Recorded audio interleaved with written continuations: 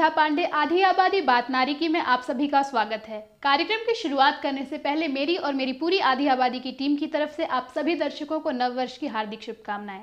जैसा कि आप सब जानते हैं कि इस कार्यक्रम के जरिए हम महिलाओं से जुड़ी उन विषयों पर बातचीत करते हैं जो कहीं ना कहीं मीडिया की नज़रों से बच जाती हैं।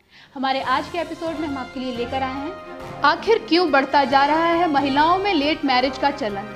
इसी मुद्दे पर चर्चा करेंगे जानी मानी समाज सेविका प्रेमा सिन्हा तिवारी से। देखेंगे होम्योपैथी के जरिए महिलाएं इनफर्टिलिटी जैसी समस्याओं से कैसे निजात पा सकती हैं। जानेंगे मैनेजमेंट के क्षेत्र में महिलाएं किस तरह बना रही हैं अपना बेहतरीन करियर। देखेंगे कुछ संस्थाएं CRF जैसी बीमारियों से लड़ने के लिए महिलाओं की किस तरह कर रही हैं मदद। और पहचान में करेंगे मुलाकात एक ऐसी शख्सियत से जिसने विदेश में रहकर भी भारतीय संस्कृति को जीवित रखा है। आज महिलाओं में बढ़ती CRF जैसी बीमारी घातक रूप लेती जा रही है और इस बीमारी का इलाज कराना हर किसी के बस की बात नहीं। शायद यही वजह है कि इस बीमारी को दूर करने के लिए कुछ संस्थाएं सामने आई हैं जो होम्योपैथ के जरिए इस बीमारी का इलाज कर रही हैं। कैसे, आइए देखते हैं हमारी इस रिपोर्ट में। अक्सर घर की महिलाएं बुखार, सर दर्द, जी मचलाने जैसी बीमारियों को बहुत ही हल्के से लेती हैं और इन बीमारियों की डॉक्टरी जांच पर भी ध्यान नहीं देती।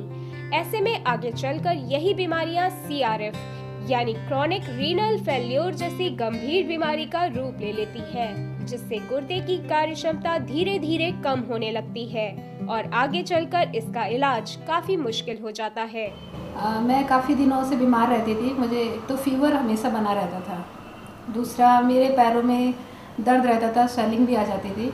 मैंने डॉक्टर को दिखाया तो उन्होंने कहा कि आर्थराइटिस की प्रॉब्लम थी, माइग्रेन की भी थी और CRF की भी प्रॉब्लम थी। पहले भी काफ़ी टाइम से जॉब कर रही हूँ। पहले स्टडी भी थी मेरी, MCA भी कर रही थी एंड जॉब भी करती थी। तो स्टडी लोड एंड जॉब का लोड दोनों चीज़ें होती थी एंड घर से बाहर रहना निकलना, तो बहुत ज़्यादा प्रॉब्लम होती थी। मैनेज करने में भी बहुत प्रॉब्लम होती थी एंड कुछ टाइम बाद फिर थोड़ी सर में भी दर्द होती थी, बॉडी एक भी होती थी एंड उसके बाद फिर पता चला कि धीरे धीरे प्रॉब्लम बढ़ती ही जा रही है।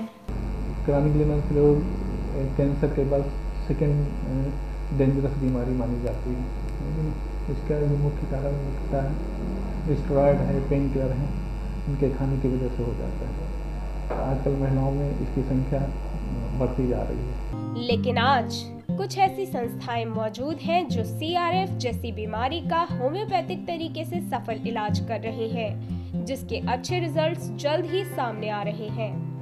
CRF के साथ साथ फाइब्रॉइड, थायराइड, आर्थराइटिस जैसी गंभीर बीमारियों का इलाज भी होम्योपैथी से किया जाता है और इसका कोई साइड इफेक्ट भी नहीं होता। क्रॉनिक रीनल फेल्योर में ऐसा होता है, कुछ सेल्स तो डेड हो जाती हैं इसमें और कुछ सेल्स मुरझाई होती हैं, इनएक्टिव होती हैं। तो होम्योपैथिक दवाई जो मुरझाई हुई सेल को जान डाल देती है, जिससे गुर्दे का फंक्शन इनका बढ़ जाता है। एलोपैथी में सिर्फ मैनेजमेंट है इसका, और डायलिसिस करते हैं और ट्रांसप्लांट है, इलाज नहीं है कोई। इसमें ऐसा होता है कि यूरिया क्रिएटिनिन का लेवल ब्लड में बढ़ने लगता है, वो वापस नहीं हो सकता। एलोपैथी के हिसाब से वापस नहीं होता। हम लोग होम्योपैथिक के द्वारा उस लेवल को धीरे धीरे कम करते हैं। इससे यह एहसास होता है कि किडनी का फंक्शन इम्प्रूव कर रहा है, उसकी किडनी इम्प्रूव कर रही है। यहाँ का सुना मैंने होम्योपैथिक मेडिसिन के बारे में। यहाँ आई, यहाँ पे मैंने अपने सारे चेकअप्स फिर से कराए, पूरा इनिशियली सारी चीज़ें फिर से कराएँ, चेकअप्स भी कराएँ, यूरिन टेस्ट कराया एंड फिर बाद में पता चला कि मेरी किडनी में प्रॉब्लम है एंड धीरे धीरे वो प्रॉब्लम बढ़ती ही जा रही है एंड CRF की प्रॉब्लम हो गई थी फिर मुझे। एंड यहाँ पे जैसे ही ट्रीटमेंट कराया, अब फिलहाल काफ़ी रिलैक्स है मुझे एंड ट्रीटमेंट अभी चल रहा है। हमारी मम्मी की जो है किडनी ख़राब हो गई, जो है डॉक्टर ने बोला कि इसमें 10-12 लाख रुपया लगेंगे और लगे भी। उसके बाद में फिर वैसे ही जो है कुछ दिन चलते रहे, उसके बाद में फिर वैसे ही हो गया। तो हम यहाँ आए, यहाँ में